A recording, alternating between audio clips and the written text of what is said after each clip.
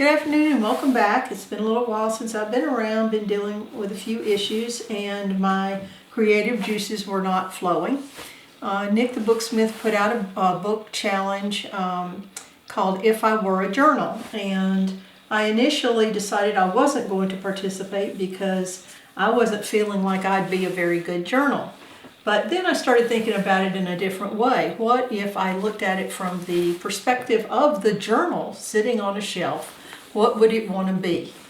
And so I thought, well, first of all, if that journal would probably want to be traditionally bound, because that would stand the test of time and be very sturdy. So this is bound in what's called the flexible tight back binding, meaning that the leather is glued to the spine. It was sewn on cords that were then laced onto the boards and then covered in leather. I would want to be covered in leather, if this journal would say, because it's very durable and can take a lot of wear and tear. So this is a piece of leather that I don't know how well it shows up on camera, but it looks weathered. It's got there were some defects in one end of the piece of leather, and I used that end with the little defects and whatever to kind of simulate long-term use and tear. But I would think that the journal would appreciate a little bit of decoration and bling, so I put a piece of cardstock with the center cut out over it, and I sprinkled on a little bit darker stain dye to this area, and then did some gold tooling. But I wouldn't want a whole lot of decoration.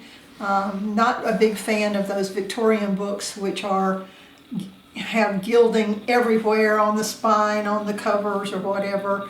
I just think that's a little overwrought, and that wouldn't be a book that you'd want to take off the shelf and use a lot for fear of damaging the bling. So I thought this was a good compromise.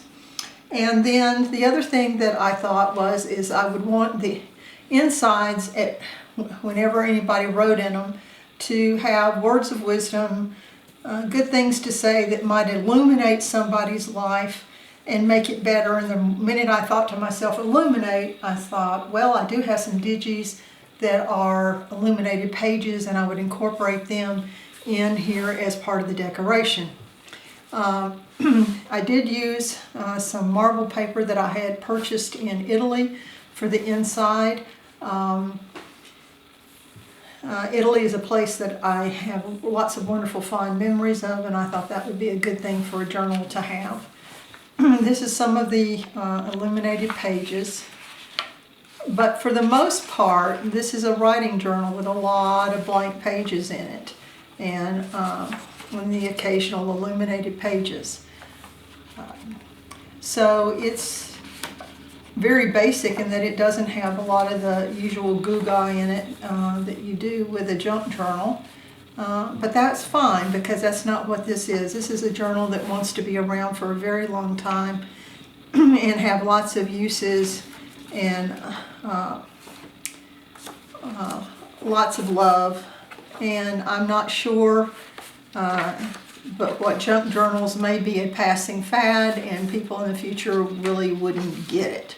So, like I said, a writer's journal, fairly basic, lovely illuminated pages. And below the video I will put the links to the 3 different digi designers that had pages that looked like illuminated, well, some of them are even reproductions of illuminated pages, but things that you can use in your own journals if you wish, just to add that little touch of color and imagery but still with plenty of writing space in there.